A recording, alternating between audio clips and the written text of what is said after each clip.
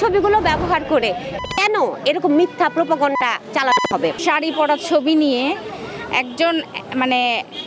একজন মানুষকে অপমান করতে গিয়ে বা যেটাই হোক তার বিরুদ্ধে যেটাই ষড়যন্ত্র হোক আর যেটাই হোক করতে গিয়ে কেন আমাকে পার্সোনালি হয়রানি করা হচ্ছে।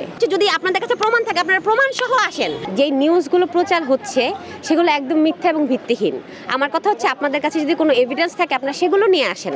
আমাদেরই আপলোড করা ছবি, আমরা শিল্পকলায়, আপনারা জানেন শিল্পকলায় সংস্কৃতির চর্চা হয়, সেখানে বিভিন্ন ধরনের অনুষ্ঠান হয়, আমরা সব মেয়েরা শাড়ি পরে বিভিন্ন ধরনের কালারফুল ড্রেস পরে, যেমন আমি শিল্পী, আমরা সেখানে পারফর্ম করি।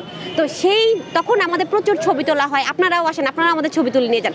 সেই ছবিগুলো ব্যবহার করে কেন এরকম মিথ্যা প্রোপাগান্ডা চালাতে হবে? 250-টিরও বেশি ডিজাইন অপশন নিয়ে ওয়ালটন স্মার্ট ফ্রিজ, বোঝে আপনার প্রয়োজন। কারো কাছে আপনাদের ব্যক্তিগত আক্রোশ থাকে বা কারো ব্যক্তিগত আক্রোশ থাকে, সেটা তাকে ধরেন, তাকে ইনভেস্টিগেট করেন, তার থাকলে সেটা নিয়ে নিউজ করেন। শিল্পকলায় যদি এইভাবে আমি আমার কর্মস্থলে এভাবে হেনস্থার শিকার হই, তাহলে আমি কিভাবে কাজ করব? এটা হচ্ছে কথা। স্বাভাবিক না? আমাদের এখানে অনেক আনম্যারিড মেয়ে আছে, হ্যাঁ, বা আমি একটা ফ্যামিলিতে বিলং করি। এই নিউজগুলো যখন বের হয় তখন তো আমাদের রিলেটিভরা ফোন দিয়ে আমাদেরকে বলে, কি ব্যাপার, তোমাদের অফিসে কি হয়েছে? তো এগুলো তো কাম্য না, যে এই নিউজের কোনো ভিত্তি নাই। যদি আমার কথা হচ্ছে, যদি আপনাদের কাছে প্রমাণ থাকে আপনারা প্রমাণ সহ আসেন। আপনারা প্রমাণ ছাড়া কারো মুখের কথার উপরে ভিত্তি করে কিভাবে একটা নিউজ করেন, সেটা তো আপনাদের কাছে কাম্য না। আপনারা সাংবাদিক, আপনারা বস্তুনিষ্ঠ সত্য সংবাদ প্রকাশ করবেন, সেটাই আমরা আশা করি। আমাদের যে অভিযোগটা সেটা হচ্ছে যে সুনির্দিষ্ট কোনো প্রমাণ ছাড়া ভিত্তিহীনভাবে আমার ফেসবুক থেকে আমার শাড়ি পরা ছবি নিয়ে